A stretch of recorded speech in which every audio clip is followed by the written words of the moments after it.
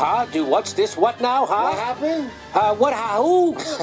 With the who? Johnny, what the hell is going on with movies these days? Yeah, movies.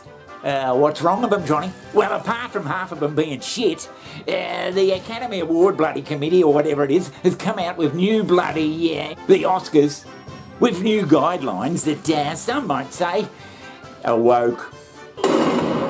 Let's do the Mail, and the Oscars are insisting that all future films meet strict diversity quotas in their tireless quest to make new movies even worse, Josh.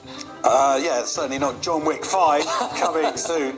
Oscar voters slam the Academy's completely ridiculous new Best Picture diversity rules because they make the selection contrived, and previous winners, including The Godfather and Schindler's List, would not even qualify. Now, there's nothing wrong with being woke. There's a lot of good things can come from being woke.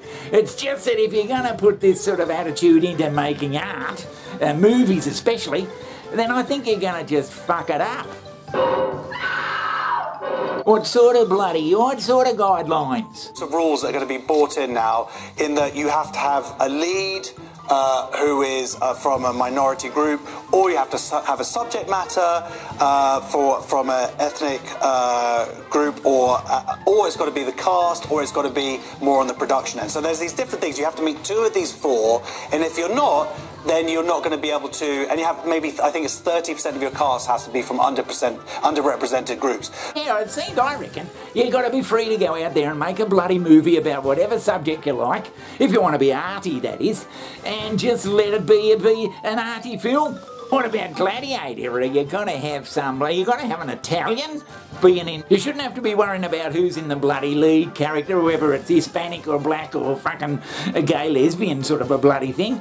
If it's a bloke and he's a white bloke or he's a black bloke or whatever, that's part of your movie-making bloody experience. Jesus Christ! But Johnny, that means a whole lot of films in the past that are classics, they wouldn't even get nominated.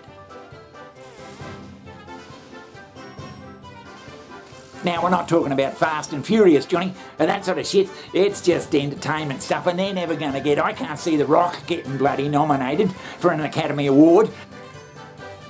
So we're not talking about those films, we're talking about the bloody arty-farty films that are somehow giving a message out to the public. Yeah, that's right, yeah, sort of a message. Oh, Jesus. And Johnny, what if you want to make a bloody movie about slavery in America in 1820? And what are you going to have?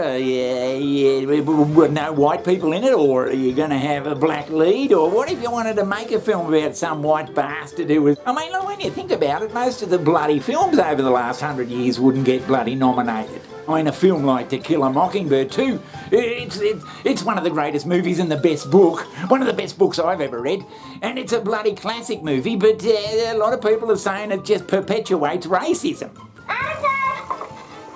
And Atticus Finch, the father, whose devotion to justice places him and his children in jeopardy. I've been appointed to defend Tom Robinson. Now that he's been charged, that's what I intend to do. You taking his... You'll excuse me, Mr. Ewell.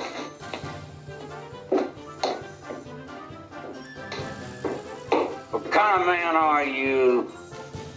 You got children of your own?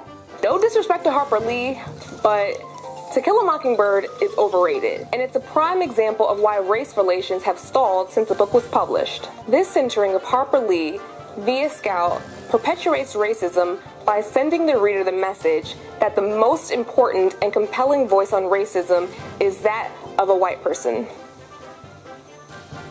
While Mockingbird highlights some issues of racial injustice, it doesn't seek to hold the racist society accountable for its corruption and does more to humanize racists than the black people who are the subject of their racism. And perhaps it does. I don't know. But it was an entertaining book. Perhaps because I'm just a white male, it was an entertaining book. Jesus Christ! If I was a black person, maybe I'd think the book and film were a bloody bastardisation of what things were really like. Or Gregory Peck, by Jesus. Yeah, a bastardisation. Atticus serves as a poor example of how parents and teachers should talk to their kids about race.